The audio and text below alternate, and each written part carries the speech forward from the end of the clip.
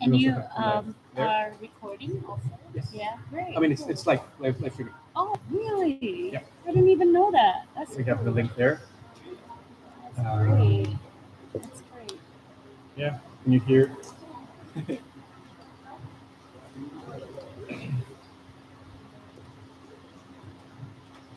um, yeah. Does the fun work well? Yeah, that's If beautiful. you need a bit more, we can also turn it on. It's perfect. Okay, so we're gonna start. Good night, everyone. I'm Jose. I'm part from Left for Climate, and I'm gonna be just moderating the discussion. But mainly, I'm just gonna ask some questions so you can speak. Yeah, yeah. Yeah, our panelist today is Bhumika. Yeah, we really wanted to have her today for this session. The topic of the session today is the new international economic order.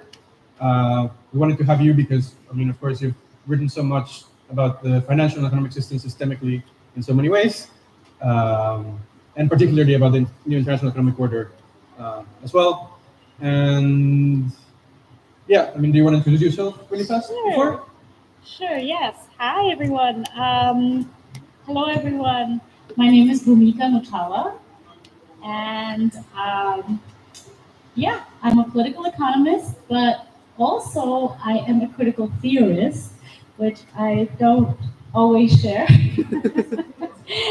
I have double identity, schizophrenia with my identity. But yeah, I've been in the advocacy and global justice movement for about 24 years now. I started in the global justice movement with the Battle of Seattle, maybe some of you remember, in 1999, November 30th, 1999 in Seattle. I was a student activist, and that was my defining moment of really connecting the dots between my childhood in Indonesia, growing up in Jakarta and seeing exactly how economic imperialism plays out in the context of a military dictatorship. And the threads for me were very vivid and visceral between the global justice movement and what I saw as a kid. And I've been in the movement since then. A lot of my work is focused on IMF austerity and financialization, and then international financial architecture in the UN. I've been working around United Nations democratizing global economic governance since 2009, and so have seen a lot of the different twists and turns. And I got to a point where I needed to historicize, politicize, theorize, and pluralize. So that's where I ended up doing my PhD in critical theory in political economy, and I had to look back into history to try to understand where we are at the present moment. So that's where I come to new international economic order and exploring ways in which we can start envisioning and building a new international economic order too in the current moment, far more complex moment in many ways. So I'd like to share with you some contours, possibilities, thoughts, and have a mutual discussion and exploration that is creative and fun and liberating. There's a lot of the conference space is the opposite. So yeah, cool. Yeah, so I guess most of you would know what the new international economic order is, but it's a, or at least was a project that was proposed uh, in the 70s by global South countries, and yeah, it was proposed in a few different spaces, and it included financial regulation, corporate regulation, delinking, and it was just like a very broad project to maybe one, you could say maybe like continue and like finalize the decolonization process and actually just reconfigure the economic system so the global south and decolonized countries would actually have a power and like a fair sitting ground at the table. Um, and then last year, a lot of people and a lot of organizations were pushing to try and get this back on the table, trying to push states to think about it and try to push this idea back into the ether somehow. And I mean, part of you were part of this effort quite a bit. Uh, Progressive International. yeah. So there's a lot of articles that you can read from, or a few articles from in the Progressive International website. One, two, about the International Economic Order. But yeah, so this was written 2 years ago, at least one of them, and the other ones, yeah. So I think I was really interested, and I feel like a lot of us would be really interesting to hear where you think we're at, and how things have evolved in the past year since, like a year or two since you wrote that, and in particular, how the FFD and the process leading up to this, and the conference itself, Yeah. maybe affect that, or how we can think about these two things together, if at all. Yeah, so that's the first question that I want us to think about together. Yeah. I'm wondering, could I give like a little bit of an overview of the NIO? Yeah. Yeah. I think it might be interesting to also situate what we are talking. Like, I wanted to give a little bit of an overview of the NIO in a particular way of an anti-colonial world-making project, and not just an economic agenda, because I think it goes beyond just an economic agenda. And I think it's also important to draw the lineage. I know it does not seem like it in today's moment, but financing for development has a lineage that traverses back to the new international economic order, as well as the right to development. And so it's part of a thread of advancing the right to development and addressing the structural dependencies and financial and structural reform. So yeah, I mean, I think most of you're all familiar with NIEO and the concept, but I wanted to just start by saying we situate ourselves in 1972 in Santiago, Chile. And it is the third United Nations Conference on Trade and Development Conference. And there is a set of proposals by the Global South. At this point, it is called the Non-Aligned Movement. And they were proposing that we have to create a way to have an anti-colonial project that emerges from the experiences of decolonization after the Second World War. And this is where leaders and thinkers of newly political nations developed a key position. And this was the position. Although anti-colonial freedom struggles have achieved political independence and colonies are now new nations, there is a shared positionality that the de jure political colonization ended only to be replaced by a de facto economic colonization. This was an analysis that really sought to destabilize the post-war international order led by former colonizers. So Kwame Nkrumah, Ghanaian president at that time, he wrote, "The abdication of colonial administration annihilated the need for even an empty performance of accountability. Neo-colonialism," Nkrumah argued, "was the worst form of imperialism. For those who practice it, it means power without responsibility. And for those who suffer from it, it means exploitation without redress." So this was a period, 1972 to 1974, about 3 years, 4 years of a period where global South nations came together in what has been historically called a trade union of the poor nations, a trade union of the poor nations. And they galvanized the forum of the UN General Assembly to pass resolutions, two resolutions on the NIEO, including a charter of the economic rights and duties of states. Economic rights, right?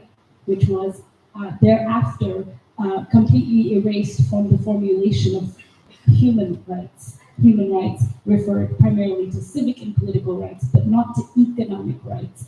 And the charter stated that the vestige of alien and colonial domination, foreign occupation, racial discrimination, apartheid, and neo-colonialism continues to reproduce inequality after independence. So what was special about the NIEO? I just want to go through maybe like 3 things that was kind of unique about NIEO that need to be resurrected today in a different way, yeah? That has meaning, that has power for today's moment. So the ethos was anchored in this idea of sovereign equality. But it was different from how we talk about sovereign equality today. Sovereign equality in the NIEO framing was rooted in historical reparations. So the sovereign equality meant that the asymmetry, the inequality historically must be repaired. So what we call today common but differentiated responsibilities was integrated into the idea of sovereign equality. And that's different. That's much deeper than how we use it today. So I wanted to share that it had a deeper meaning.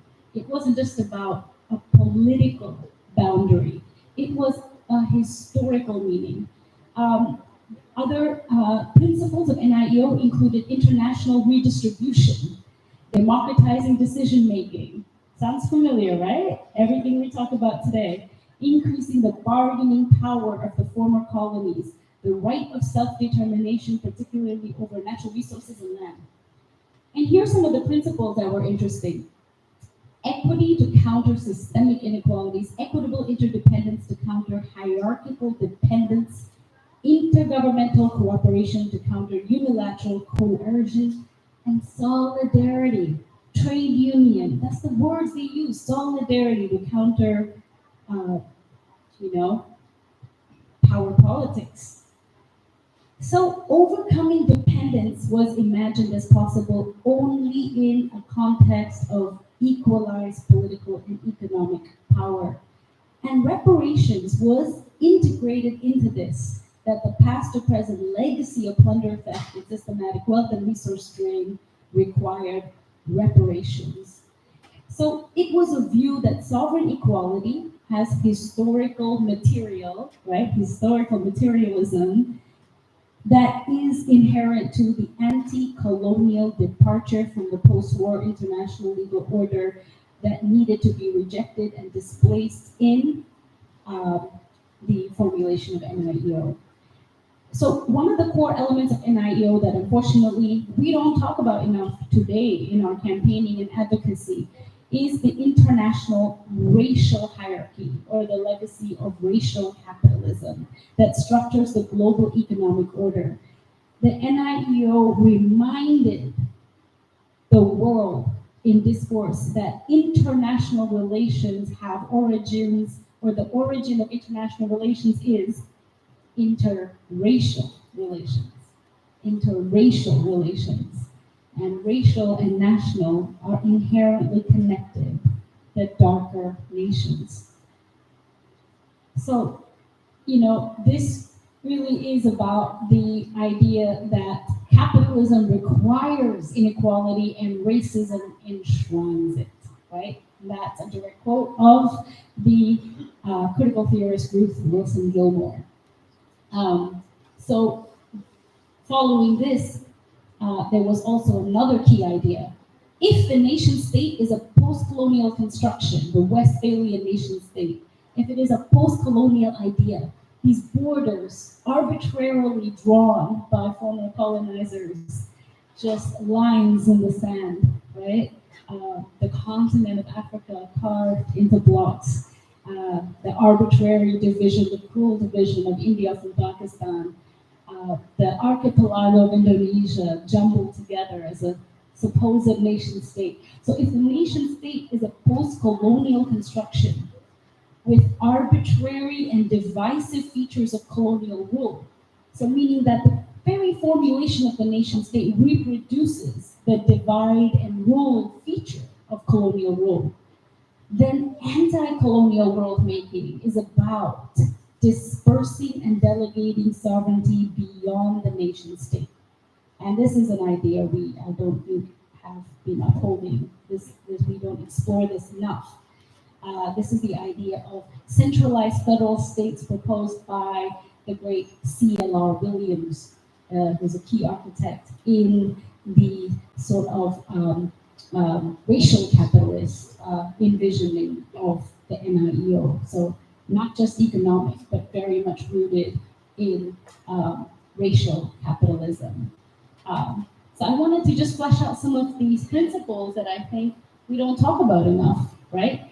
It has become a technocratic, depoliticized, ahistorical narrative construction of policy, right? Of technical policy about tax and trade and debt and governance and capital flows and the voice of the global south and developing nations.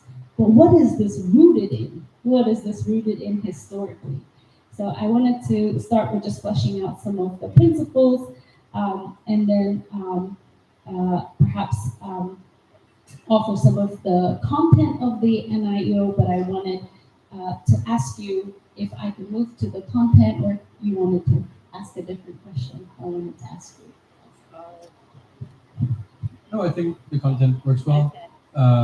And, Great. and of course, then we can think about what we have The NIO2 vision, Yeah. And how and where we are. current Yeah. moment. Yeah, of where we are, yeah. So if you can, you decide we can think about it together. If you want to separate it, Yeah, Yeah. okay. either works.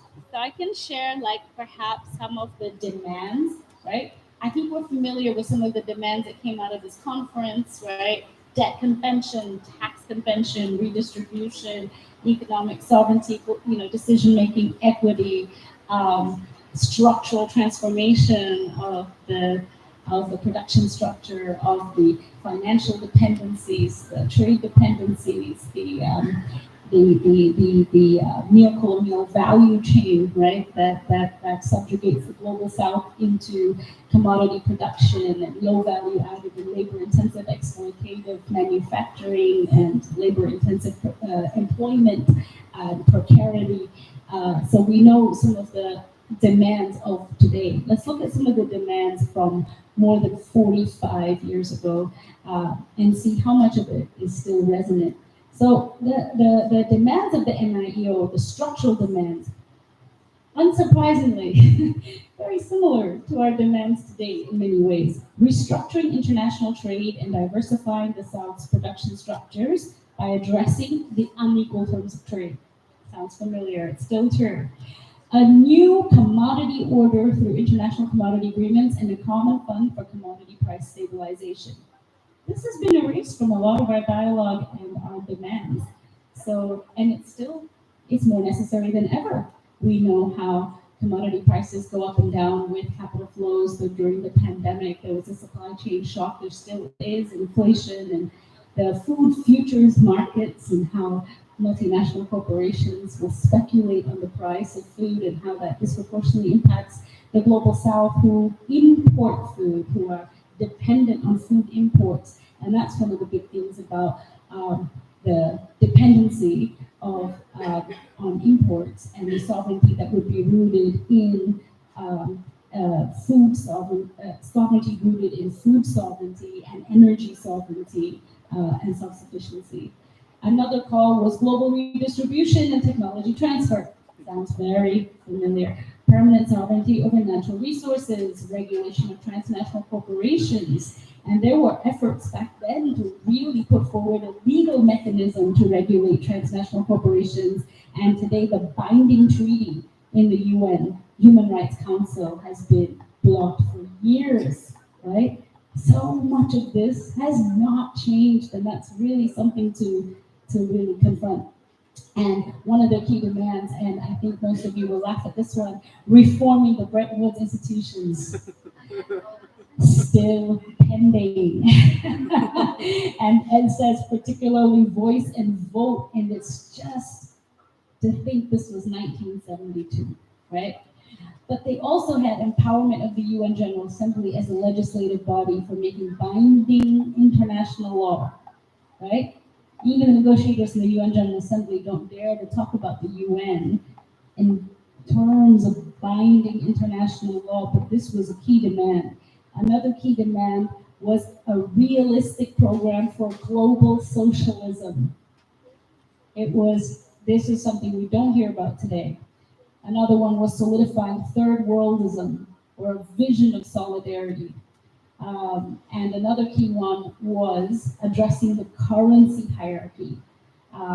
We don't hear this enough. I will say, I've followed the financing for development process for many years, and If you look at the outcome document of the Monterey Consensus in 2002, there is actual wording on currency hierarchy and monetary cooperation. This has been lost. This is a huge loss that in the Compromiso de Sevilla, there is no language on monetary system and monetary sovereignty is the foundation of economic sovereignty. When you cannot borrow in your own currency, when you cannot trade in your own currency, when you cannot build your self-protection of your foreign exchange reserves in your own currency, you automatically reproduce dependencies. And we don't find this. But monetary sovereignty was in the NIEO. And they talked about the currency hierarchy and how unequal economic and ecological exchange is inherently rooted in the currency hierarchy that reproduces also the unequal hierarchy of humanity. And I think this was the brilliance of the NIEO, that it actually saw the interplay and the non-separation between currency hierarchy and human hierarchy, right? So it had that politicizing the economic regime. That was a key part of it. But it was not perfect. I don't want this to sound like it was some sort of a golden statue of perfection and idealism. Let's not be that naive, right? We know everything has nuances. What are some of the things that were missing? Well, one of the first things that was missing that we need to be looking at in today's moment of surge in authoritarian regimes, of neo-fascism in the belly of the empire, the United States, also the rise of racial supremacy that is happening around the world, the climate emergency, the genocide, the war and conflict that shows so clearly whose lives are disposable, whose lives are worth, value. So I think some of the key shortcomings, I wanted to start with this one, right? The new international economic order did not adequately anticipate or strategize against the backlash from rich countries. And the backlash was real. The backlash was real. By the late 1970s, there was something called neoliberalism that was constructed. It was a counterinsurgent response to diffuse the threat of the NIEO. The NIEO was extremely threatening to the former colonizers. There was a structure of periphery and core. There was a structure of ensuring that the global south would remain satellites of comprador colonialism, with the political and economic elites locally that would run the government and ensure a steady supply of cheap resources and precarious labor that would supply the resource and wealth extraction from the south to the north, right? So the neoliberal counter-revolution that cemented the curbing of state power and the expansion of private power through systematic deregulation, privatization, and liberalization regimes. Absolutely still the reality, but it has aggressively transmogrified, that's a word that I think adequately sums up this horrific transformation of neoliberalism into today's AI-fueled, financial, speculative, kind of assetizing the world, right? Everything can be turned into an abstract asset today by the inordinate power of asset management industry and equity funds, right? The other thing that the other aspect that the NIEO did not completely also expect is that they did not anticipate how their structural demands were going to be diluted and distorted into a depoliticized technocratic narrative project or technocratic project and narrative of poverty reduction and international development, right? When international development discourse and programs started, they did not really, that wasn't anticipated enough that there was going to be a very coherent agenda of aid, of structural adjustment, of financial loans, of good governance, right? And this came very quickly. Also, poverty became the problem. Poverty became the problem. And what did this mean? It meant that it effectively distracted away from structuralism.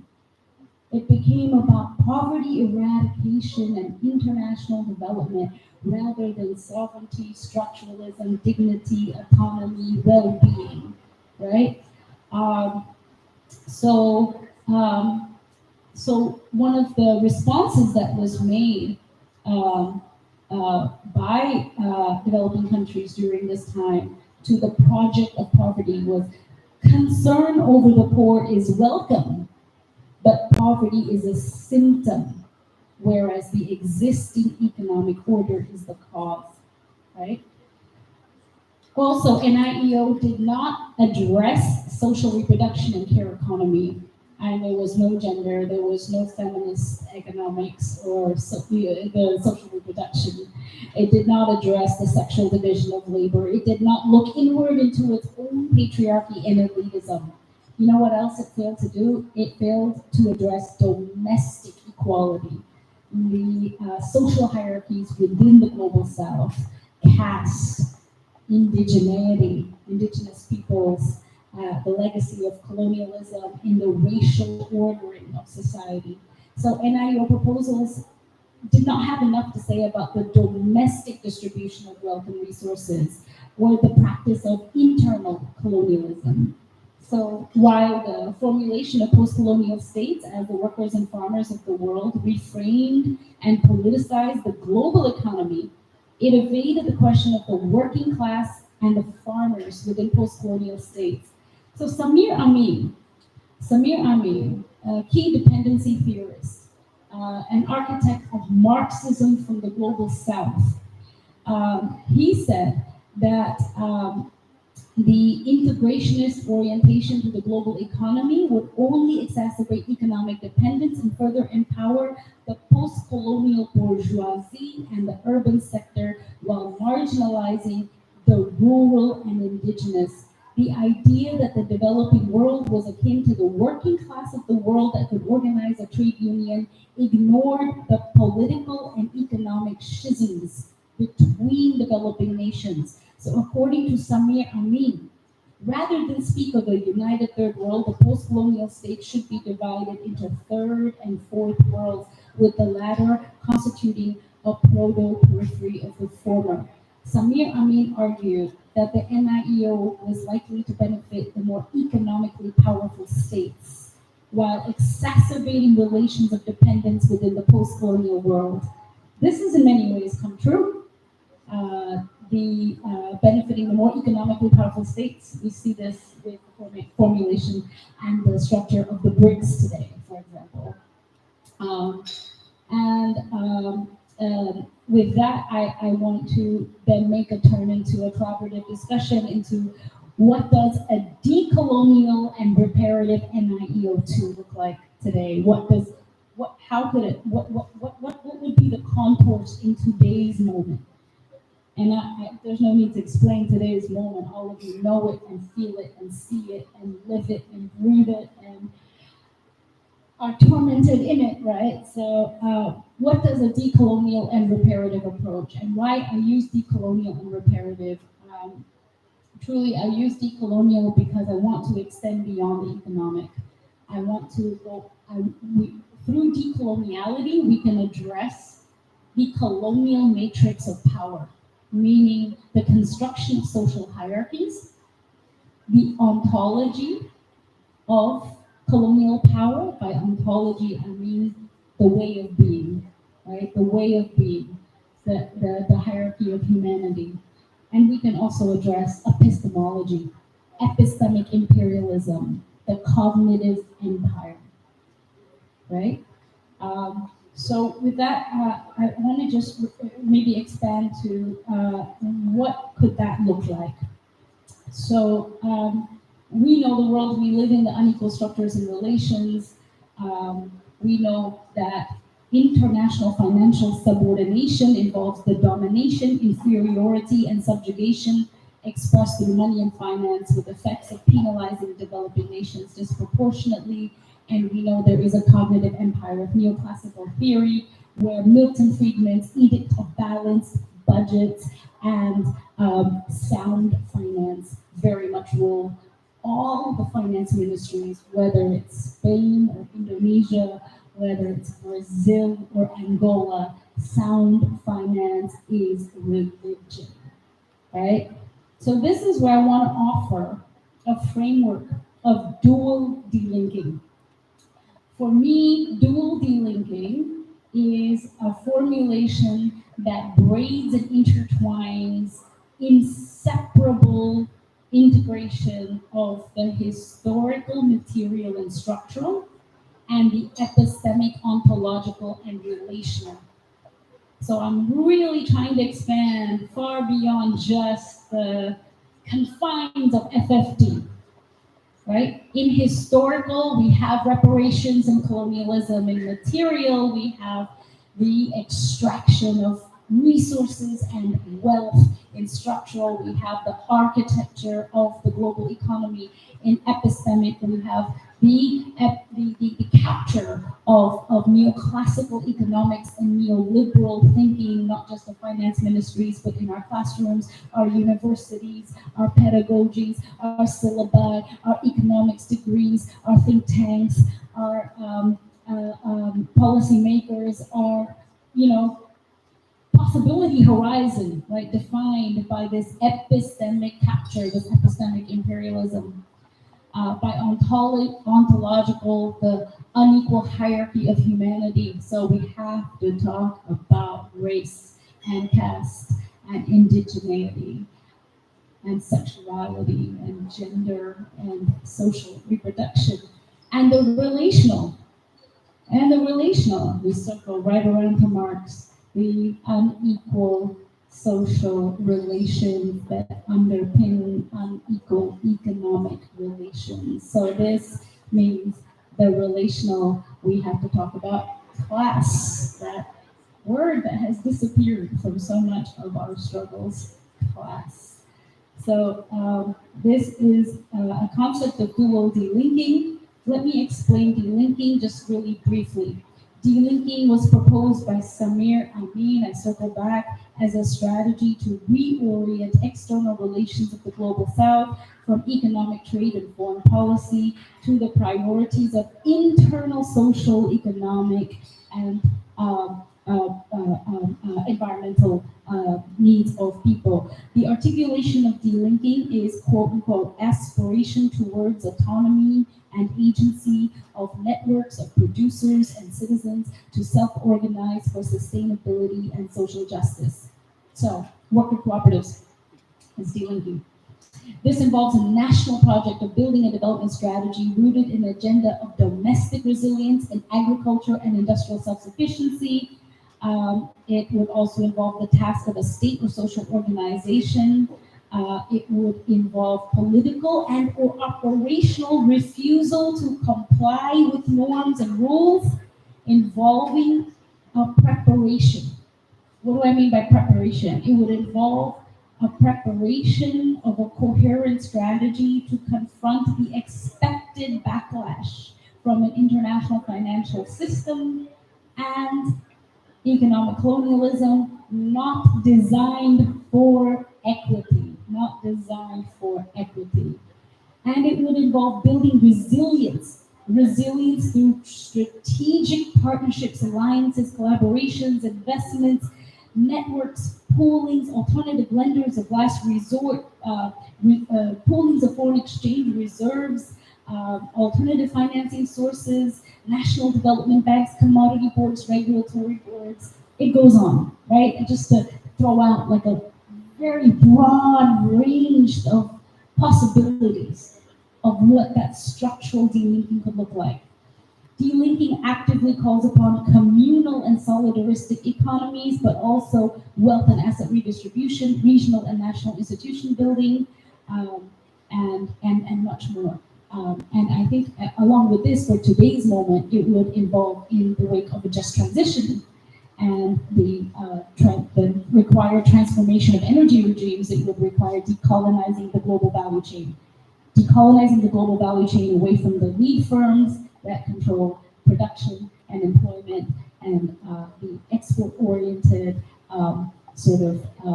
obedience of nations toward the more internal articulation of production for domestic needs. So turning away from cash crop exports to food resilience and energy resilience to really strategically reduce the need for foreign exchange, but also building domestic financial capabilities like the domestic markets, domestic and regional trading. We do not always have to trade with the North, but also internally. And then I want to just highlight what I mean by epistemic delinking. So the dual delinking, right? The epistemic delinking would be the second part. So epistemic delinking is sort of asking questions: who is producing knowledge? What are the vested interests of the actors producing knowledge? Whose histories are read in textbooks? Whose philosophies, theories, and methodologies are taught in school and university curriculums? How is the creation of knowledge systems a key vehicle through which systems of unequal power are institutionalized, socialized, and embedded? So this is, if any of you are familiar also with Foucault and the knowledge power complex, right? Centuries of intellectual erasure of non-Western knowledge systems under the colonial narrative of civilizing the other, civilizing the subject through modernity, science, and rationality. That hasn't changed. That hasn't changed. What else is the World Bank and IMF if not a civilizing of the other through good governance, international development, monitoring, poverty reduction and growth trust? That is a methodology of civilizing the other, right? So this means this epistemic turn away from that ontology, that knowledge production, the methodology. So this would be a foundational practice, not just an idea, but a practice of epistemic delinking. So with that, I want to just conclude that the last part, which is often not talked about, is this colonial construction of humanity, right? Colonial construction of humanity, Cartesian, binary, thinking before being, rational and objective individual. Any of you have taken economics, the rational actor model, right? Separate and superior to nature, disembodied from the world, the ecology, from breath itself, right? So there's two historically propagated falsehoods. One, nature is dead. Two, land is empty. And this goes way back. This is, actually, this nation in South America. So that first, real European colonial venture. Land is empty, then indigenous and rural communities can be displaced and eliminated. Nature is dead, so it can be exploited for unlimited resources, right? And we know that is what has been the social reproduction injustice. And so thereby, nature is female, and the female is nature, the feminization of nature. So a decolonial ethos for dual delinking involves delinking from the knowledge systems that are rooted in the Cartesian paradigm that assumes thinking comes before being, that assumes the human is separate from nature. It involves reimagining humanity with the epistemologies, the knowledge wealth of all who live on the margins. in particular the indigenous. So this is a new social contract, a dual delinking, rooted in an ethical commitment to intersectional equity and justice for a decolonial future. It's a transformative shift to assert a humanity composed of a world of worlds where hierarchies of supremacy collapse and interdependence arises to form new realities. Thank you.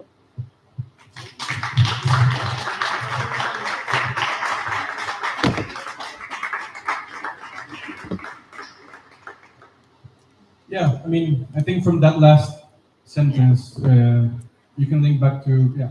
I want to ask one question from my side, and then I'll open up for everybody else. So, like, un mundo en el que quepan muchos mundos, no? The world within worlds. World within worlds, yeah. But that's like many times related to zapatismo in Mexico. Exactly. Exactly. So I really want to think about states here. Yes. You mentioned that new international economic order pushed to think about sovereignty and power beyond states. Yes. And I think we spent a few days this past few week and a few years for the F-54 in a space that is ruled by states, and the state is the main actor. Yeah. So I also want to think, what is the role of states still? What is the role, like strategically, what's the role of states, and also what's the role of non-state actors? What is the role of not only civic society, but social movements? Very strategically here. How do we engage? What's our role, and how do we relate to states in that regard? And even thinking, for example, I'm part of that for climate, we're thinking of canceling debt for the Global South. Yeah. And that means freeing funds for states. It means it's a very, within everything, we're fighting for liberation, emancipation, but it's still centered in states. So I want to hear your thoughts on that, because I found that part really interesting, and I think it's super interesting to keep thinking about it, also because of the space that we just spend so much time in. No? Yes, absolutely. That's such a key question, and it's one of the things that inspired me most when I started really reading the history and the principles of the NIEO. But we are in a reality where the nation state has become enshrined as the basis of international legal order. And so one of the key mechanisms by which it's so hard to escape the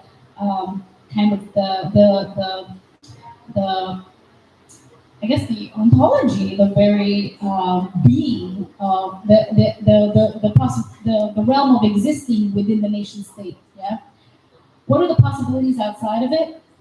Well, I mean, there are such a range: G7, G8, G20, BRICS, UN General Assembly, Group of 77, the African Union, the ASEAN. These are all, yes, composed of nation states, but they are conglomerations, they are groupings that provide an expansion of the singular unit.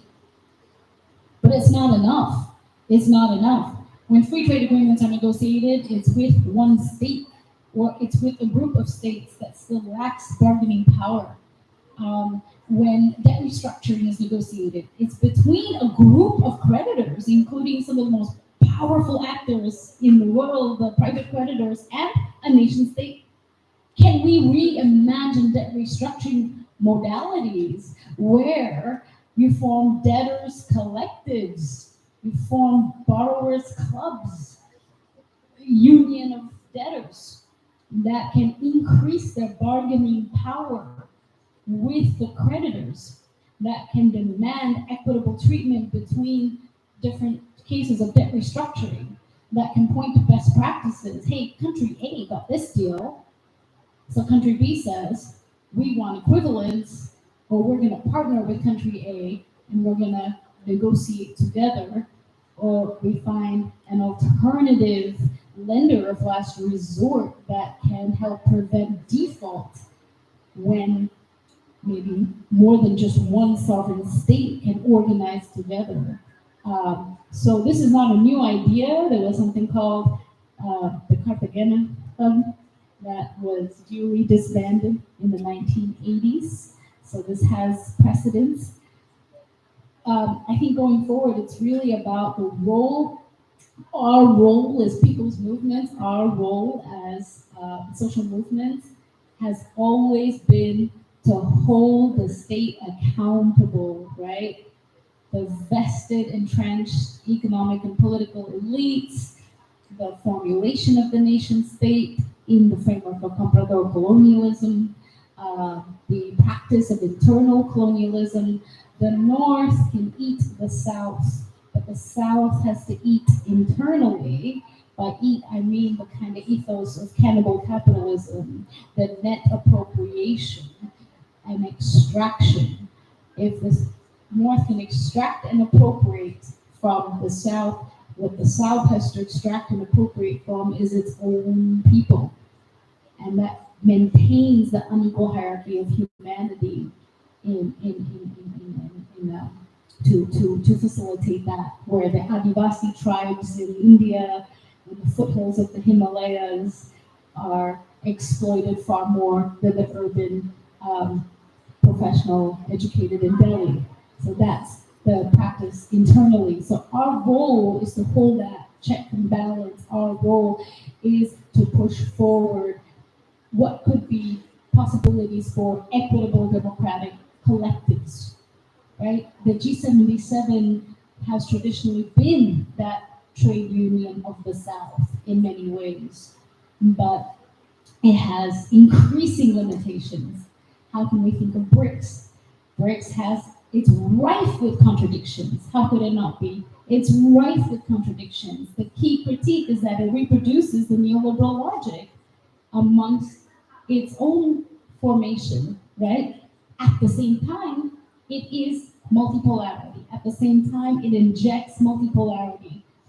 And I do feel that any level of multipolarity is anti-imperialist. Multipolarity is generally a tonic for anti-imperialism. However, it is rife with internal contradictions because you have a reproduction of colonial power within, it's a refractive dialectical of that same model of extractive power politics that plays out. So this is something I want to hear from all of you about. How do we re-envision? What are the possibilities? What is our role?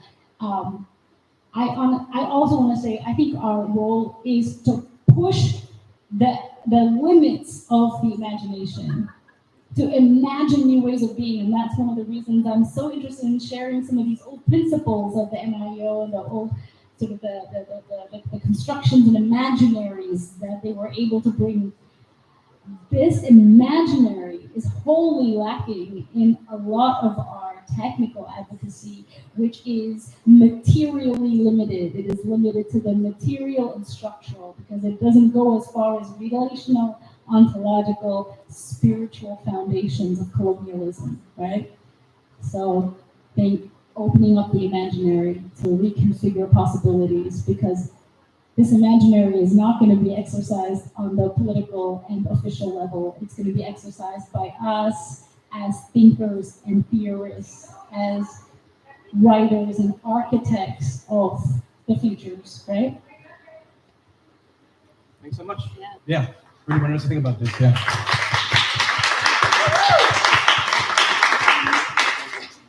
So yeah, we should open up for questions. Yeah, Scarlett, do you want to come up here? What discussion? I really am done with speaking. So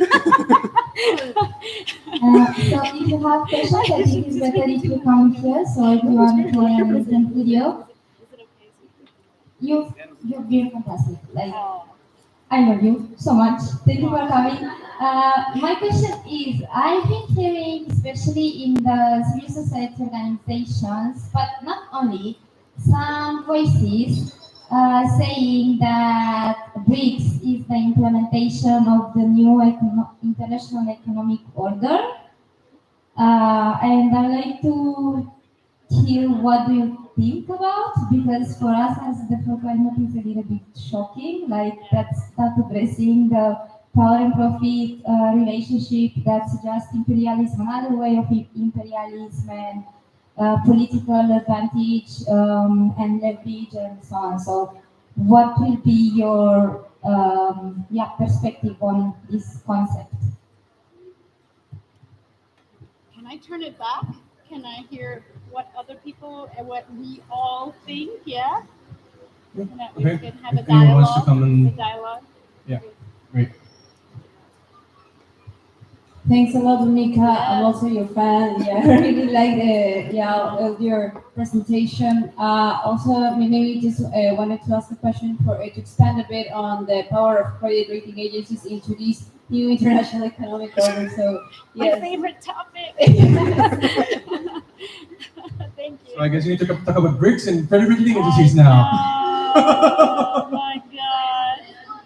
But let's get some more. Yeah. Wanna get some more ideas Yeah. floating. Rodolfo, actually, he will answer the bricks. Yes. I Yeah. don't. I honestly don't study in depth. No, I won't answer the big really. So no, know. I wanted to ask or like Yeah. understand Yeah. in this because in my understanding Yeah. the NIEO was also this, as you were saying, product of this specific juncture Yeah. wherein there's a sense to talk about the third world because precisely they were trying to be independent from what they saw as the first world of the North, but also what they called, what China then called like Soviet social imperialism. So in Yeah. a sense, it was like Yeah. socialism still informed by Marxism, by analysis of imperialism, etc. And enshrined, emerged from that tradition where socialist parties are in power in the South. Many versions of socialism, be it Marxist, Leninist, or various iterations. Yeah. And we're not in that period today, as you know. So I just wanted to Oh, ask, no. like, it's tough, right? Like, how can we advance Yeah. the same ideas, and no, not the same ideas, like the spirit of those ideas under a new context that we're in, while also being informed that it had that tradition. You were also talking about Samir Amin, who was like very pro rural agrarian reform in China, Yeah. etc. So it had that lineage. Yeah. So what can we draw from that in how we can advance in IEO today, or do we really need to recalibrate to the point of moving away from those explicit terms of socialism versus capitalism and move more towards what you're saying as more pluralistic understandings and directions, is what I'm saying.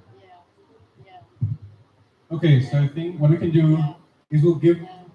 the mic back to you to answer a few of those ideas. But then I think what we can do is also what you've been thinking. You said no, we need to push and imaginate, and I think we can use this space for that. Yeah. So first you can answer a few of these questions, but then I'll invite everybody to also use this space and try to think with what we've been thinking about, with your experiences, with what you work with, bringing your own experiences, no? So yeah, a bit of an answer, and then we can go back to everybody else. Yeah, very, very short answers, all right? Look, honestly, like, I'm not a scholar of bricks. I'm not tracking and monitoring, so I just want to be very honest, right? I'm not an expert on bricks. But where I do see possibilities is de-dollarization. De-dollarization. There's active construction of something called local currency settlement unions, where groups of countries decide to pay for their trade in their own local currencies. So if Indonesia and Korea and India come together, they pay with rupiah and won, rupees, avoid dollar payments for goods between each other, and really encouraging and promoting trade between each other. So local currency settlement unions is one place of possibility. Another second place of possibility is critical raw minerals and the just transition, right? Country like Indonesia has been trying to create value-added industrial upgrading of its nickel mineral in South America, of lithium.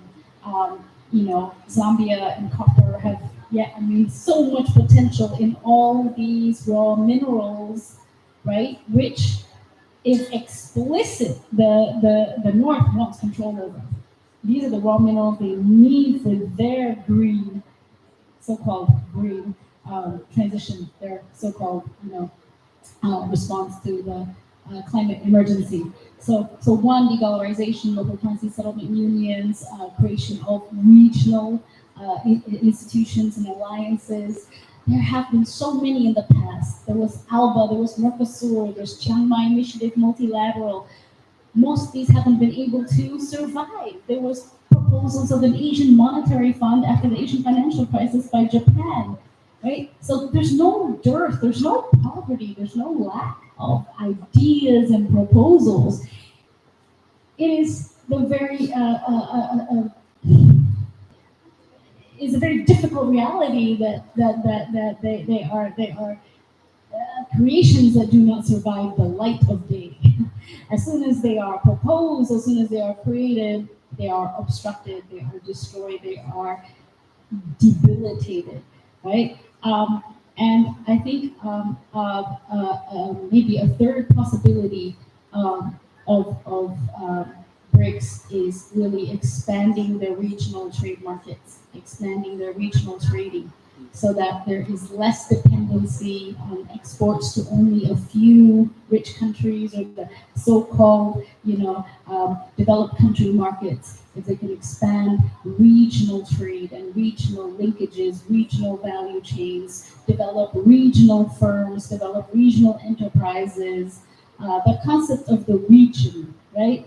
That moves away from this isolated nation state without bargaining power, pitted against all the consolidated power of finance. We look at the trends of how global banks have reduced in size over the last 40 years. There's been a massive reduction in the number of banks because they've consolidated mergers and acquisitions. We have very big asset management firms like BlackRock and Blackstone. We have massive commercial banks, but only a few, Citibank, Standard Chartered, and HSBC, and Chase Bank, and Barclays Bank. We have, the ecosystem of money and banking is so consolidated.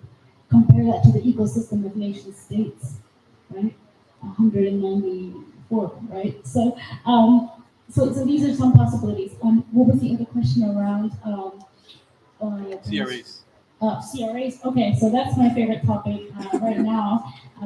Let's see how long it survives. No, I've done some research on credit rating agencies because they are such a powerful example of the rule of markets over states. It seems almost glib to say it. It seems almost cliche. The rule of markets over states. Well, yeah, that's neoliberalism. But there's such a profound example of how this is carried out. Through the ratings they issue, through their rating reports. They are key players in the politics of market access. And the politics of market access, I have seen, or there's just more than enough evidence about, is the politics of market access that really shapes the way nation states formulate their fiscal and monetary and macroeconomic policies to maintain that enabling environment for private capital, to internalize the austerity bias, to internalize the European Union's 1991 Maastricht Treaty, the key reference values, 60% debt to GDP ratio, 3% fiscal deficit ratio, 3% of GDP fiscal deficit ratio, 2% inflation targeting ratio, that is internalized through legislation, it's internalized through normative practice. It becomes what is known as sound finance, the way things are. It's like the air we breathe. This is the way things are, this unbreakable edict, this unbreakable kind of religion of sound finance. And this is reified by rating agencies, meaning they reward it, they uphold it. In their reports, they will talk about how the fiscal rules that copy-paste the Maastricht reference values are quote-unquote anchors of stability and credibility. And it is based on these anchors that investment grade ratings are often, given. So there's literally a quid pro quo. You maintain neoliberal obedience vis-a-vis sound finance. In return, you will get investment grade rating. And rating agencies perpetuate this. Also, of course, the cost of capital. They determine the cost of capital, and they penalize the global south for climate disasters, for engaging in debt restructuring, for engaging in public spending to meet their development needs. So on the one hand, the international system says, achieve the SDGs. On the other hand, the market punishes you for trying to achieve the SDGs. On the one hand, the COP climate change negotiations are rooted in common but differentiated responsibilities. On the other hand, the market penalizes developing countries for their vulnerability to climate shocks rooted in ecological and climate imperialism, for which we need climate reparations. Instead, this is CBDR, common but differentiated responsibilities, flipped. So it is 180, and credit rating agencies play a big role in this. 2 days ago, I organized at the FFD a seminar and event on credit rating agencies. The chief risk officer of Fitch Ratings was there, and I think some of you were there at this event. I had talked in my presentation about the conflict of interest, where the rating agencies are creating ratings for the firms that pay them. I mean, you're paying me huge amounts of money. Okay, we'll give you the rating you want. So this conflict of interest, and in response, the chief risk officer said, it's correct, we do have a conflict of interest. We even have a conflict with our own humanity.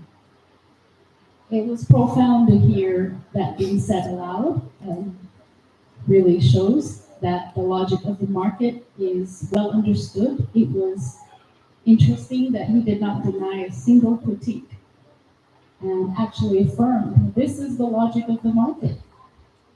So interesting terrain to start delving into this market logic that even the market, validates that yes, this is what we do. We even have a conflict with our own humanity. So, Um, yep. Thank you. Sorry for missing the name. Yeah. Very interesting. Yeah. Mike. Yeah. Uh, I'll try to make it one question only. So, how would you reform? Maybe it's been talked about before, but how would you reform credit rating agencies or how would you envision a credit agency that would be acceptable as such, or should we deal without? Like, what's the plan? Right? It's a big question. I'm sorry. Like, yeah, I would stick to that one. Like maybe we can also facilitate dialogue, I mean, we can also have other people answer questions. Yeah. So yeah, let's please use this space to push this imagination and push this what we need to be doing. So yeah.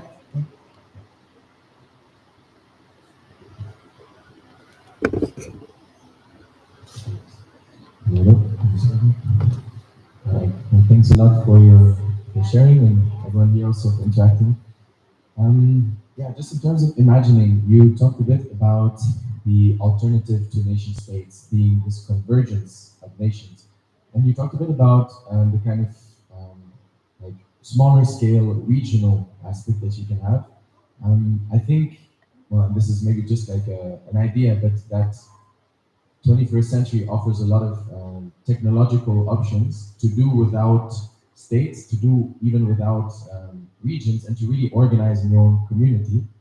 And maybe just on that sense of technologies, everyone having a phone, maybe even AI. I don't know. Is there any thought of implementing these principles of the NIEO through technological means, with really communities self-organizing, but also connecting maybe on a global scale? Just an imagination. Could go into a bit more, but Yeah. Very cool. Yeah. Yeah, that's refreshing. Yeah. That's refreshing. Yeah, I mean, I guess I'll engage a bit in this, thinking about these things. Um, for me, I think while reading and engaging a lot on the projects of the new international economic order in the past years, I felt that's why I asked about states. I feel like there was a bit of focus on states still. And for Yeah. me, I've been trying to think or push, and we've been talking about it within it for climate, and I think we can. It's a nice idea to think about it broader, how we can apply these ideas within movements, and how we can start doing things together to conceptualize some of these things, and how we can give each other space and time to actually think about this. So I think also this space for us, what we did with the alternative hub here, was trying to push ourselves to do that a little bit. Have people speak, have people come outside the spaces that we normally are in, and yeah, just keep thinking together and pushing ourselves to keep like imagining together. So I think it was great to have you as the last speaker for this topic because it was a way also of rounding up what we've been trying to do and what we've been trying to offer in this space for the past week, which is also just pushing this ideas, but also a space for people to talk and people to keep collaborating, and also just keep thinking of ways where we can apply what we all work in and work together as we are already doing, but like keep pushing it forward. And I think, at least for me, thinking about the new international economic order as a framework for that, and the way you explained it today could be a really interesting thing to do as movements all together, also beyond states. Anyone else wants to read? Yeah. Just a little bit on like some of the things that we're excited about. Thinking about some of the states that are closer to doing the right things and where those interact with social movements. I don't know if there was anyone here this week that was involved, but the energy embargo for Palestine folks have been doing really cool work there. Where I don't know if people saw that Colombia put an embargo on coal exports to Israel, and that was like a really dedicated and like intentional push, which I found out about after, where there was like diplomacy work and movement work, which is really cool. And then right now in Brazil, there's trade unions who have put out really strong statements. Like the two biggest oil unions in the country are pushing, and some politicians within the coalition that is that Lula's coalition are pressuring him to do the same. Where Brazil is one of the largest exporters to Israel for oil, and so I think obviously just like an urgent action to be taken no matter what. But it is also I think interesting in the context of thinking about pathways forward of like if there are I mean I think there's a little bit of work around it in South Africa as well, but I think just a cool example of where maybe I think it's really hard to engage local movements sometimes in internationalism in a way that feels really actionable, and that one's been inspiring to me. Yeah. Exactly. Yeah. I think in general, the Palestine movement in general has been doing that quite a bit.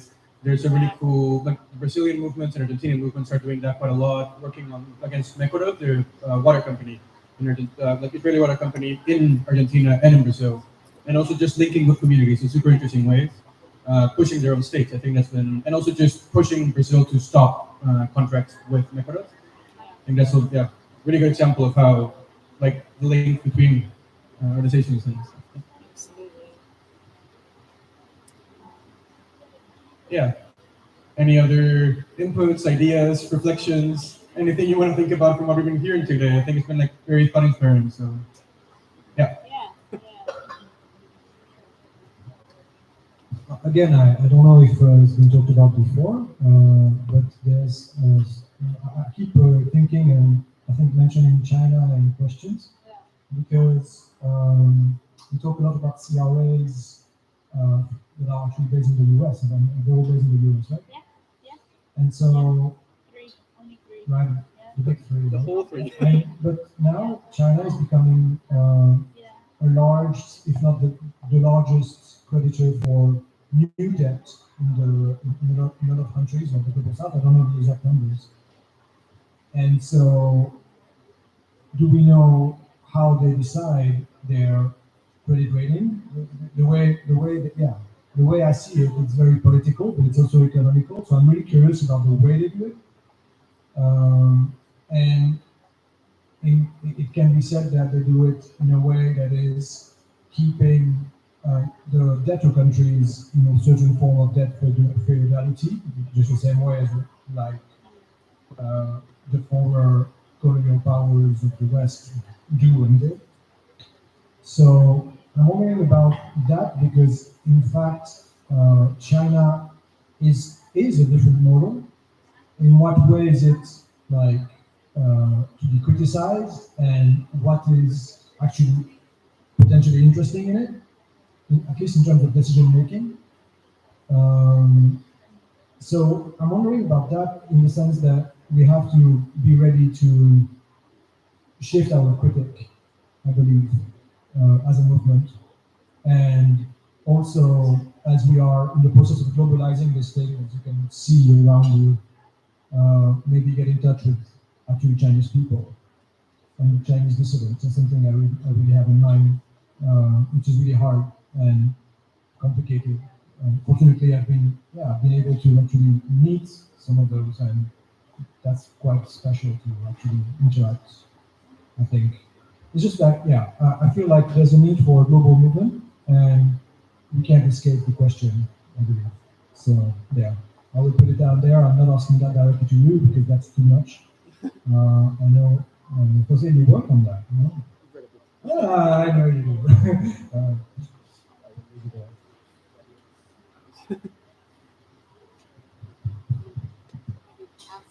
Most of what I know is based on his research. Nice. I mean, I was just summarizing stuff from CADTM, but yes. But yeah, I think based on what we've been discussing, I'll want to ask like a prompt for everybody else. In your work, what you've been doing, what we do in these international spaces, particularly when we come and talk in the UN and in general, just like in when we all come together, particularly physically, or just in your work in general, how do you think, or have there been any examples of particularly more like the epistemological dealing thing that you were thinking about, or that examples of that when you were talking about that part made all of you guys think? Just except or things in a way that you would like to apply it within your work. So if anyone has any ideas on that or wants to like reflect on that a little bit, I mean, I'm putting people on the spot because yeah, it's a hard question. But if anyone has any ideas, please just contribute. Is it just too hot? Too hot, too warm, too tired. Okay. Or just in general, any inputs on what we've been discussing? Okay. Maybe Celine wants to come in on maybe BRICS or China, Okay. Because of the Korean. and open it up. Yeah. Yeah, I just wanted to comment on BRICS. Kind of like just share some reflections that I have coming from Russia. I've heard a lot of narratives, and I mean, within the new international economic order, but also from colleagues from the global south, kind of thinking about new ways of talking and thinking about a new economic order that would include a more like multipolar world, which obviously includes some governments that are dictatorial, that are authoritarian, and some talking with some global South colleagues, it's really, really interesting to hear narratives around internal policies, but also war and repression, and that kind of being ignored. At the same time, like recognizing the value of multipolarity that several countries present in that union. I'm talking specifically about BRICS right now. So, as a citizen who left that country because of the repressive government, I find it a hard balance to strike. Ethically, I guess, because I do want to celebrate multipolarity, and I think it's an important construct in the in the world that we live in. However, a lot of the governments that are part of that international economic order are, you know, dictatorships and quite repressive. So how do we strike a balance between Yeah. these things? Sorry. Thank you. You want to answer that a little bit? Um, can I invite some folks to come in? Can I invite Celine to come in and maybe also others in the back? Tony, yeah, come in. Yeah, yeah, yeah. Yes. Yeah. Collective. But yeah, I just wanted to respond to, so I'm Celine Tan from Warwick Law School, University of Warwick. And I just wanted to respond to the BRICS question. I'm an international legal scholar, so thanks to Bhumika for incredible, like sort of like tour de force, I think, across the history of the negotiations for the new international framework. I wanted to just respond very quickly to the BRICS question because this is something that's asked of us. I'm from Malaysia, so a lot of the questions about the tensions between international solidarity and domestic, human rights. Sorry, and There we go. domestic human rights and repression and authoritarianism is a long question. So I just wanted to say that they're not mutually exclusive in the way that we construct it. Because a lot of the spaces, a lot of the political spaces for contestation within our own countries, within the global south, is a result of the repression of the global economic order. Yeah. So that's one thing that Exactly. we have to say. And that is something that the responsibilities of these institutions of power financial power have to take responsibility for. I mean, I'm not obviously, in the case of Russia, there is a specific case, and I think China slightly different. But in parts of the global south where there is a tension between the authoritarianism and the external constraints that are placed on sovereign states in terms of the economic constraints, but also political constraints and the military threats is very real. So when you have a situation where, for example, the international financial institutions are repressing, have fiscal consolidation, stuff that Bhumika talked about, and people are on the streets and they protest, and then you have a crackdown, and it's happened repeatedly across Latin America, Africa, and Asia. Every time there's an IMF program, you've just seen very repressive tactics being like deployed on protesters in Kenya, right? So I think those things, I think giving space, allowing countries to have that economic space, and I understand that kind of like, I grew up in Mahathir's Malaysia, and those of you who knew Mahathir Mohamad, I grew up, he was my prime minister for more years of my life than he has not been my prime minister, right? So, and it's a very, very fraught relationship because we were always told, right, you can't have these freedoms, you can't have it because we cannot have economic growth without it, right? And I think the same is happening in China, it's happening in Russia. So those things are real. Those are not concerns that we have to dismiss. But we also have to understand that we have to, two things can be true at the same time. You can have political repression at home, but you can also have economic and political repression abroad, right? And I think how we navigate that, I think, is an understanding that we have to let the citizens of that country and support them where it can be, but not have that internal, external,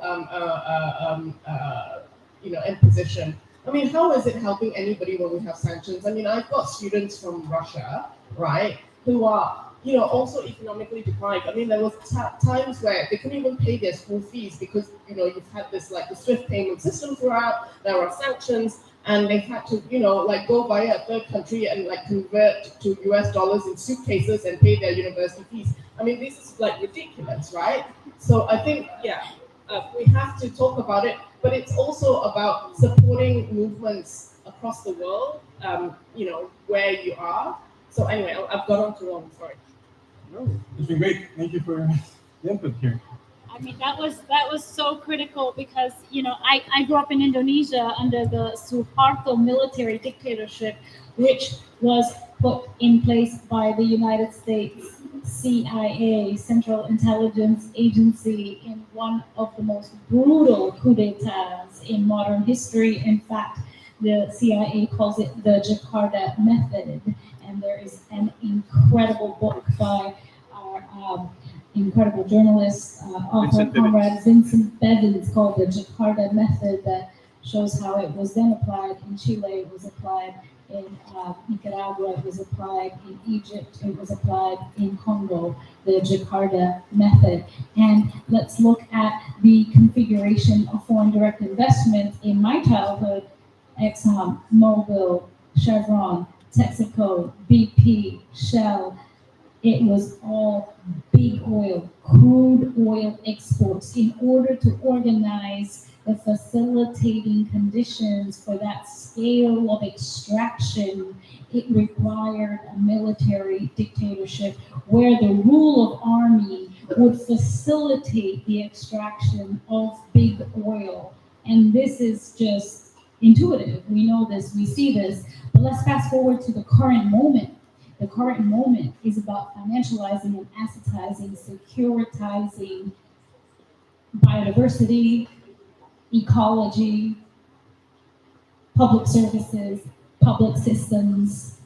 It's wholesale, it's whole scale, right? And the IFIs have played a big role in privatizing the education and health sectors through so-called public-private partnerships and other types of loan frameworks and conditionalities and good governance agenda. So I think it's not far-fetched to say that neoliberalism requires authoritarianism.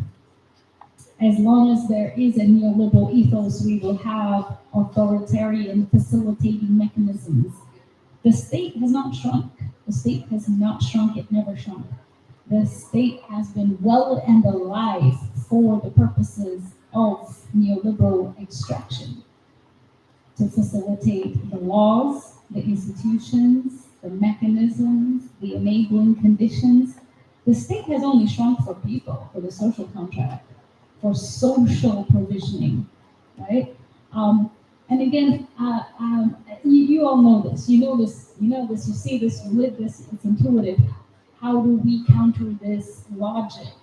How do we build a counter to this logic? And I just want to invigorate that imagination and that conversation. Worker cooperatives, boycott and sanctions and divestment movement. What has worked in history? Reviving the trade union movement, the feminist and ecological and labor movements to do that boundary work, right? I think the theorist Nancy Fraser says this is the boundary struggle to cross the silos between our different campaigns and movements and struggles and efforts. But I think what this week's conference really showed is the full tenacity and ingenuity that is being harnessed by the financial sector to privatize and securitize development as we know it. It is absolutely in full motion, almost. I wasn't shocked, but it really was a reckoning that here we are in financing for development. I was in Addis Ababa in 2015. We were talking about capital controls, we were talking about tax, we were talking about debt restructuring. This was supposed to be the debt FFD. I was involved in the negotiations in New York between member states. And it was the debt FFD because the main fight of the intergovernmental negotiations, as many of you know, was around the UN Debt Convention, right? To address this reproduction of debt crises with every shock, the pandemic, the global financial crisis, every single crisis, the shock doctrine, the disaster capitalism, every single crisis reproduces indebtedness and reproduces subordination, deepens it. And we really saw how the global financial crisis was one of the most historic wealth extraction We don't talk about it enough how the global financial crisis executed a historic wealth extraction vis-a-vis the financialization, and the pandemic executed a historic debt crisis, right? And these crises are not going to stop. Future pandemics, climate shocks, wars, they are layering together and create the imperative for authoritarianism. So it isn't no surprise from Trump 2.0 to Delay to Modi to it is absolutely inherent to um, you know if we can look at it as the path to fascism is paved by you know the systems of extraction. It requires fascism, right? You cannot execute this type of criminal extraction without the power of force and domination.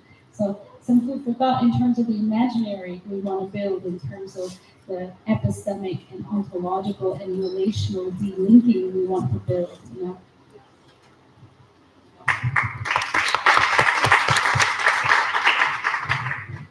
And I think the fight is not over, so I just wanted to read out something that the Inter-American Court of Human Rights has just put out, an advisory opinion on climate, right? And this is a quote from the Judge Nancy Hernandez Lopez. The climate emergency is characterized by the conjunction and interrelation of three factors: the urgency of effective action, the seriousness of the impact, and the complexity of the required responses. And so it's basically put the obligation, said that states actually have an obligation to do something about it. So yeah, I mean, the law is problematic. I'm a legal scholar. I've been teaching law. I don't practice it, but I'm an international lawyer.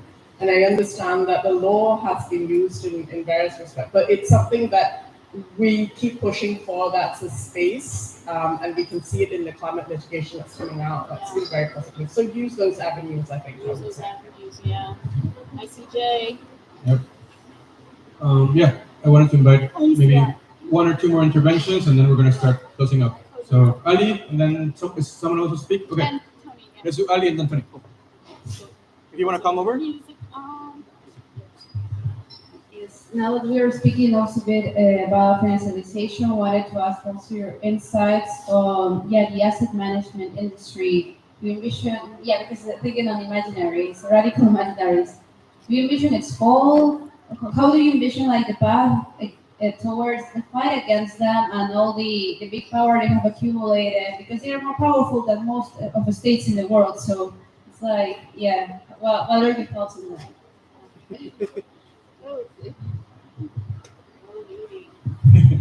Yeah. Yeah.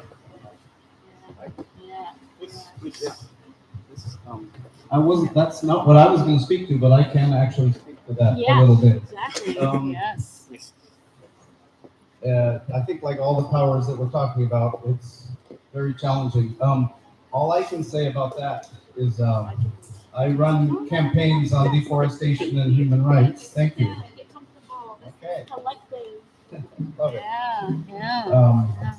For a couple of years ago, I'm with Friends of the Earth, and we ran a campaign called Black Rock's Big Problem with a lot of other organizations, because we noticed, most of us, except for our genius economists in the room, most of us in the movement don't have, a lot of financial literacy and a lot of understanding about how the financial sector works. And just speaking from my own experience, we were researching who are financing the companies that are driving tropical deforestation, and the name BlackRock kept coming up. And so simple-minded us at our little NGOs thought, this is the company we need to go after. And then of course we learned that they own everything. They own absolutely everything, right? So it's not a small fight. And there was a pretty significant NGO-led campaign for a few years during the moment, what I think of as the Greta Thunberg moment, 2018, 2019, just before the pandemic with the student climate strikes. where thousands of people came out in the streets and recognized that one of the targets, along with your Exxons and Shells and the fossil fuel industry, was the asset management industry, and made BlackRock a target, which was very interesting because it's a very obscure. Nobody understands, not nobody, but it's difficult to understand the role of these companies in. And they changed a little bit. I mean, what's interesting, the what we're now calling the ESG backlash, where in the United States the right, I'm from the U.S. The right wing is putting in place all kinds of laws to prevent the asset management industry from backing the Paris Agreement and from being woke, as we say, as they say in the U.S., backing, forcing the asset management industry not to recognize sustainability and responsibility. And that is because we as movements brought to light the role of the asset management industry in undermining, climate commitments and human rights commitments. So what we're seeing in the asset management industry right now is a backlash to our, momentary spark of success as a movement. So I could say, if we can fucking catalyze some people power, we can have those moments again. And just as there are, crises of capitalism that result in, increased concentration of power and wealth, social movements can work the same way. We can take advantage of these crisis moments and build people power. In my lifetime, I haven't seen it sustained in any big way, but that is absolutely what is needed. Yeah, that's one thing I wanted. But the reason I raised my hand was actually on the epistemic question. I haven't heard, I came in the middle, and I haven't heard much acknowledgement of the indigenous movements. And obviously, I'm not indigenous. Well, that gets complicated. We all go back there to the earth where we're from. But when I think about the questions of epistemic shifts and ontology and knowledge systems, inevitably, I think we need to think about indigenous knowledge systems. And there are really strong indigenous movements in the Americas and in Asia, certainly. And so look to those movements for ontological leadership, if you will. There was, and it will come back, we see from Bolivia. That flag represents plurinationality or pluriculturality, the idea that, the modern notion of the nation state is a geographical boundary that says everybody inside this area needs to think the same, needs to speak the same language, needs to honor the same laws, needs to have the same traditions. And the indigenous movements say, no, there's actually, there's strength and diversity, and there's a plurinational movement in the Americas, which, as we know, is being and has been violently repressed. I wanted to mention the indigenous movements leading up to COP30 in the Americas are calling for no extraction in the Amazon large. And I think that's something to really get behind, partly in terms of the imaginary, in terms of, thinking of the world's largest rainforest ecosystem as a place where we collectively as global social movements say, hell no, no more. And so I'd say, look for that and get behind that. And it's not, sustainable development in the Amazon. It's not responsible, clean mining in the Amazon. It's no more financing for any extractive activities in the 9 countries of, in the Amazon. That will result in massive repression, like we're hearing. And on the depressing side, I would say probably within this next couple of decades, there will be very significant violence in the Amazon to get the last of what is there, because that's what we're facing. But get behind that movement. That's, I don't know what I wanted to share. Thank you.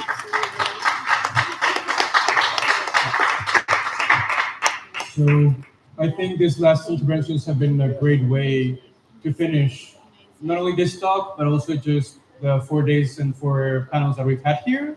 And in that lens, I wanted to just invite maybe Scarlett, Paulina, and Ali and Ralph, who are organizing this whole thing, to do a closing what we've been doing here. So, hi everyone. I'm so sorry. I want to apologize to the interpreters. Like we're going a little bit late, or yeah, everything has been on Spanish time. But I want to give you a big thank you for coming here, all of you. Also, the people that came in the other evenings. It has been great to see how the space change and the faces change every day. And I love the mix of locals with people who came here to attend the financing for development. Yeah, I will like to maybe ask our Before Climate team to come here and join me. Without them, we will not be here, and they did a lot of fun.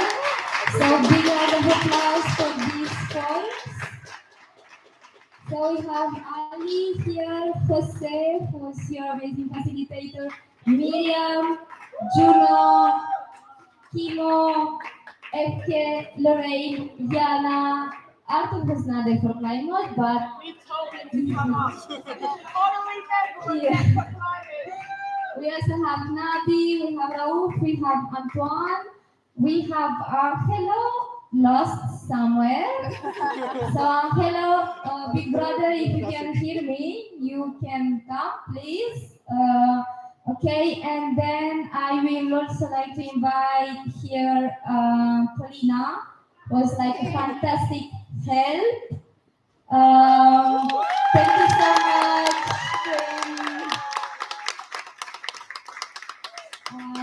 Bhumika, please join us as well. We're so happy to have you. Like, we love you so much.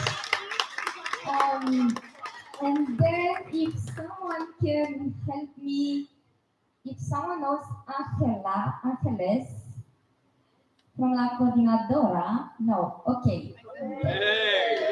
Angelo is here. I'm still looking for Angeles. She's been a fantastic help here locally from La Coordinadora. I know where she is, so I'm gonna go grab her. But in the meantime, I want to ask the Compass from L'Anonima to please join us here, Manuel.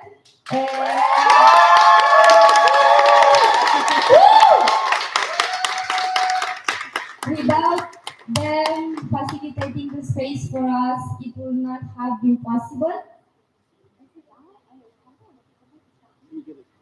Migueles, porfa, Ale, venga.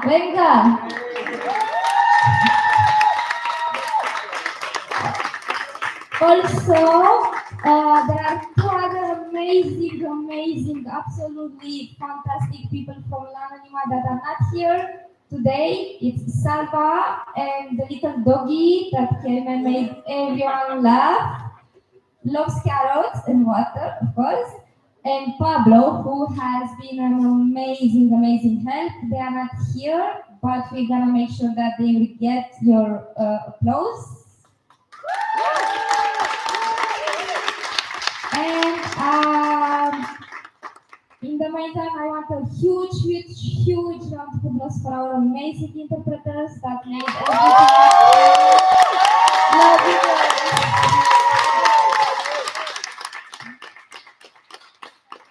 And while I'm going to fetch, yes, Stay here, stay in the front. don't run away. I'll hand it in. This man has been driving everyone around in this boiling hot heat. So yeah, he's definitely become an honorary member of Debt for Climate. Thank you so much, Arthur. He was actually telling me last night that, because he's my partner, babe, like for things like this, I would like to join the For Climate, but I cannot come and stay in hours, of course, with you. So maybe, okay. So now I'm gonna go fetch Mirabel and Angeles, and I'm gonna let you with Manuel because I think he also has some stuff to say. Folks from our team, if you need interpretation, good luck with managing that logistically. I run.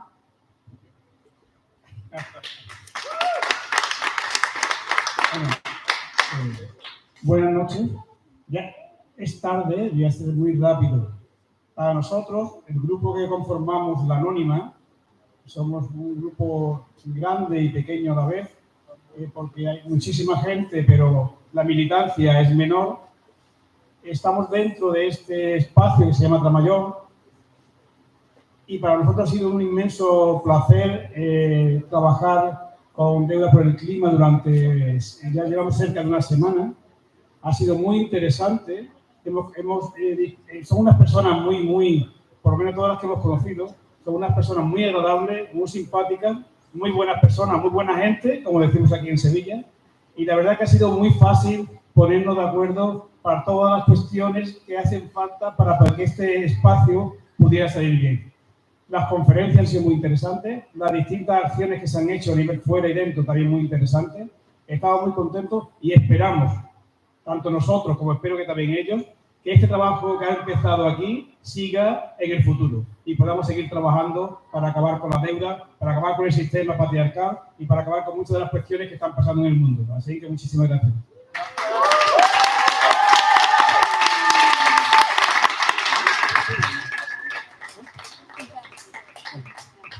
El pueblo unido jamás será vencido. El pueblo unido jamás será vencido. El pueblo unido jamás será vencido. The people united will never be defeated. The people united will never be defeated. The people united will never be defeated.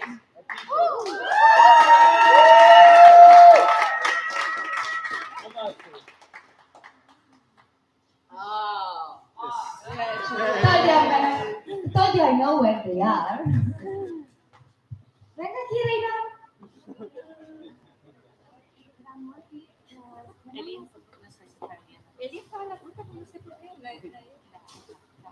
Okay, so thank you so much for all the help that you gave us. I'm sorry for so many questions, so randomly put and so like we need this kind of now or yesterday. You've been fantastic. Thank you so much, ladies. I love you so much. And maybe we take a group picture with that. You're missing Holly. Photoshop. Holly, yes. We miss Photoshop. We need to Photoshop Holly. Yeah. We can probably need to Photoshop some people in the picture because they have already left. Do we have a volunteer in the room to take the picture for us, please? Try to take it, but somebody. No, you need to be in the picture. Some people can you In the back, it's really very simple.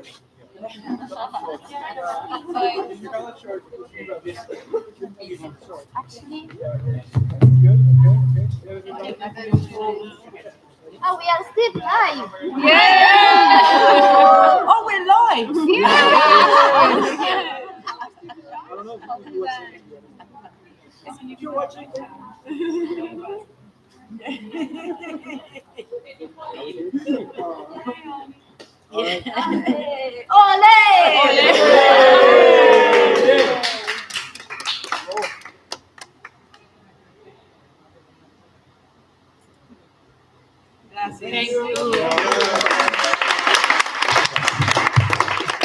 Thank you, everyone. If you want to hang out with us, we're still gonna be here until 11. And then, yeah, we're gonna move to other spaces.